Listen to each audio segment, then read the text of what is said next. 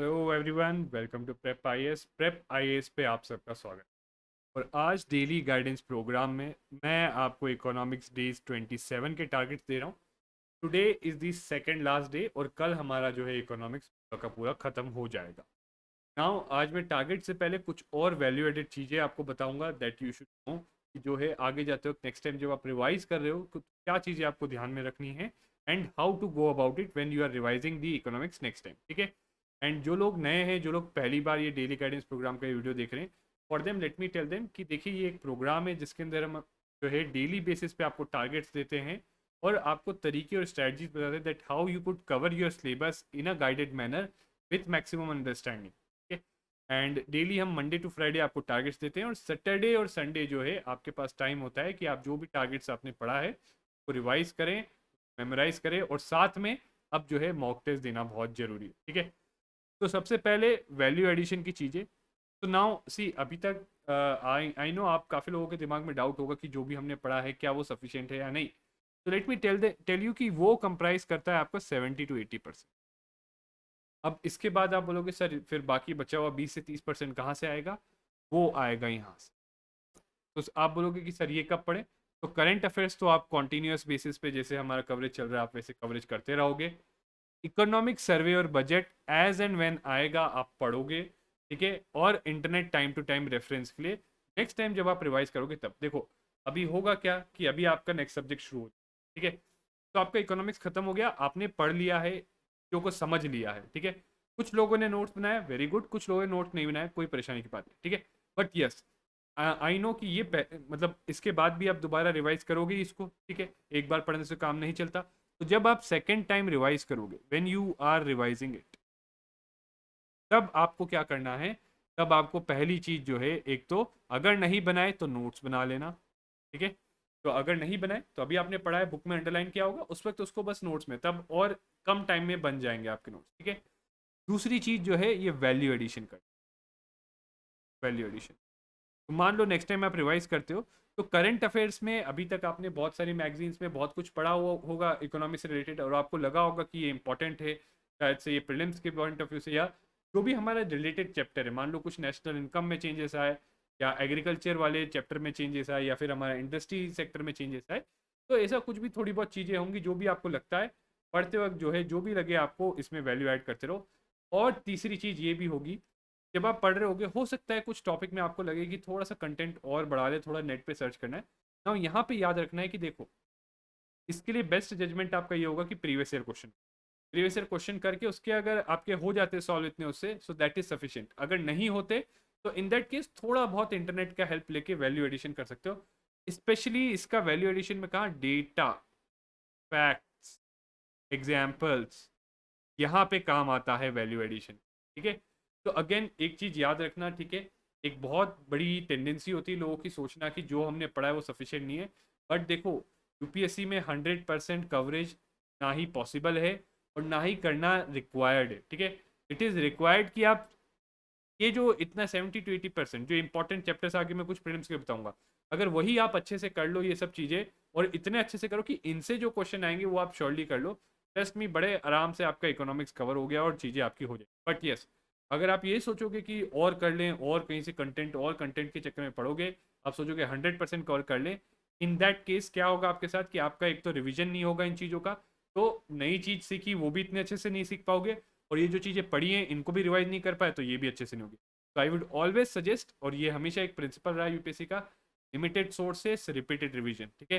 Limited content repeated revision. ठीक है। आप प्रैक्टिस करिए आंसर राइटिंग, आप प्रैक्टिस करिए जो है प्रीलिम्स के क्वेश्चंस, मॉक क्वेश्चंस। अगर कोई नॉलेज आपके मॉक टेस्ट और मॉक क्वेश्चन, तो एक और चीज़ मैं यहाँ पे ऐड कर देता हूँ, मॉक टेस्ट इनफैक्ट आपके लिए बहुत इंपॉर्टेंट है कि आप कहीं से भी जो है एक फुल लेंथ मॉक टेस्ट, आप प्लीज़ एक फुल लेंथ मॉक टेस्ट देना इकोनॉमिक्स का पूरा कवर होने के बाद, और वहाँ से भी जो कंटेंट मिलता है वो टेस्ट संभाल के रखना।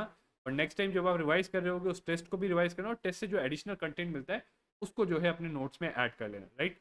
ये पूरा वैल्यू एडिशन इन चीज़ों से होगा आपकी, and you have to add this to your notes. ठीक है। और इसके अलावा कुछ इंपॉर्टेंट एरियाज याद रखना प्रीलिम्स के लिए ना, ये मैं इसलिए बता रहा हूँ कि जब आप प्रीलिम्स पास आ रहा होगा तब आपके पास बहुत कम टाइम होगा और बहुत सारी चीज़ें पढ़ने की होगी। तो इट इज़ ऑलवेज आइडियल कि अगर हमें सारी चीज़ें पढ़नी होगी। तो देखो, हर सब्जेक्ट में आप देख सकते हो कि 40 to 50% एरिया ऐसा है जो इजी है और जहाँ से सिग्निफिकेंट नंबर ऑफ क्वेश्चन आते हैं। तो इट इज़ ऑलवेज आइडियल कि आप इजी वाले पोर्शन को फटाफट फटाफट पहले कर लो, राइट, जहाँ से सिग्निफिकेंट नंबर ऑफ क्वेश्चन आते हैं, ताकि आप जो है हर सब्जेक्ट के जो है जो मेजर एरियाज है उनको कवर कर लो। उसके बाद आपके पास स्ट्रेस कम होगा और आपकी चांसेस ज़्यादा हैं कि जो चीज़ आपने पढ़ी उससे क्वेश्चन। यहाँ पे ये आपके 5 एरियाज हैं। एंड अगर आपको यकीन नहीं आता कि ये इंपॉर्टेंट है, तो अगेन डे 1 वाले उसमें जाइए और वहाँ पे मैंने पूरा ब्रेकअप दिया हुआ है। तो याद रखना, ये अगर जब भी आपका प्रीलिम्स पास आ गया, आपको टाइम की शॉर्टेज लगे, इकोनॉमिक्स रिवाइज करना हो, तो देखो प्रायोरिटी इनको देना। पहले ये 5 एरियाज जो है, ठीक, दूसरी चीज़ें बाद में रिवाइज हो सकती है, बट पहले ये 5 एरिया जरूर रिवाइज करके जाना। ठीक है, it is very important. Okay, क्योंकि इससे I will tell you minimum आपको 7 to 8 क्वेश्चन मिल जाएंगे। ठीक है, यहीं से मिनिमम 7 to 8 क्वेश्चन के प्रीलिम्स में। ऑन एन एवरेज हमने देखा था अराउंड 15 से 20 के बीच में थे, तो 50% क्वेश्चन यहाँ से मिल रहे हैं। ठीक है, दिस इज फॉर यू कि जस्ट बिफोर प्रीलिम्स ये इंपॉर्टेंट एरियाज याद रखना है, इनको पहले प्रायोरिटी पे रिवाइज कर लेना, बाद में टाइम मिले दूसरे एरियाज को करना, बट पहले इनको करना है। ये नहीं होना चाहिए कि आप जो है ऐसे इंपॉर्टेंट अननेसेसरी चीज़ें करने के चक्कर में इनको छोड़ दें। ठीक है, then coming on to the next thing कि आपको कल परसों एक कल के दिन में क्या करना होगा और कमिंग डेज में क्या करना होगा, राइट। तो ये देखो, इकोनॉमिक्स के प्रीवियस ईयर क्वेश्चंस जो प्रीलिम्स के उसका पूरा डिस्कशन है। ठीक है, ये आपका टोटल अगर मैं बताऊं तो अराउंड 4 आवर्स का। ठीक है, ये 4 घंटे आपको सैटरडे एंड संडे निकालने हैं। ठीक है, और please Saturday and Sunday 2 hours each देके ये सारा जो है PYQ को एनालिसिस देख लें। Please do it, it is very vital. कुछ एडिशनल इन्फॉर्मेशन मिले, एक जो है एनालिसिस का पेन एंड पेपर में नोट डाउन कर लेना, राइट। और उसको जो है अपने जो अगर नोट्स बनाए तो उससे ऐड कर लेना, नहीं बनाए तो फिर अपना जो है उसी में डाल देना। ठीक है, नोट। नाउ मूविंग ऑन, अब टारगेट जो है आपका यही है, चैप्टर 8 आपको यहाँ तक ख़त्म करना है आज और कल में। ठीक है, I would be reiterating it again. ठीक है, यही चीज़ें हैं, सारी चीज़ें इंपॉर्टेंट है यहाँ पे, नथिंग इज लाइक ऐसा कुछ नहीं है कि जो लेस इंपॉर्टेंट है, सारी चीज़ें यहाँ पे इंपॉर्टेंट है। ऑब्वियसली इसमें वैल्यू एडिशन की ज़रूरत पड़ेगी, यू नो वैल्यू एडिशन की ज़रूरत पड़ेगी, तो कुछ कल कंटेंट में आपको और 2-3 चीज़ें बता दूंगा वैल्यू एडिशन की, वो आप कर लें। ठीक है, करंट अफेयर्स हमने जो है 84 से पेज नंबर 91 तक कर लिया था, आज 92 से पेज नंबर 98 तक आपको करना है।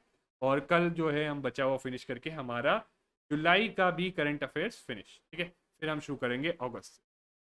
Then coming on to the other things, newspaper and optional, तो टारगेट्स आपके सेम ही हैं। ठीक है, कोशिश करना अगेन इसको 1 आवर करिए। ठीक है, एंड इसको जो है ऑप्शनल को जो है आप अगेन टाइम प्लीज़ डिवोट करिए, कितना परसेंट का हो रहा है, do let me know. Okay, lastly again अगर शुरू नहीं किए तो खुद से शुरू कर दो, और खुद से नहीं शुरू कर पाए तो ये डेली आंसर राइटिंग के जो हम लोग करा रहे हैं, प्लीज़ डू ज्वाइन इट। ठीक है, प्लीज़ कोशिश करिए कि इसको एटलीस्ट वीडियो देख लीजिए, थोड़ा ब्रेनस्टॉर्मिंग करके स्ट्रक्चर वगैरह बनाने की कोशिश।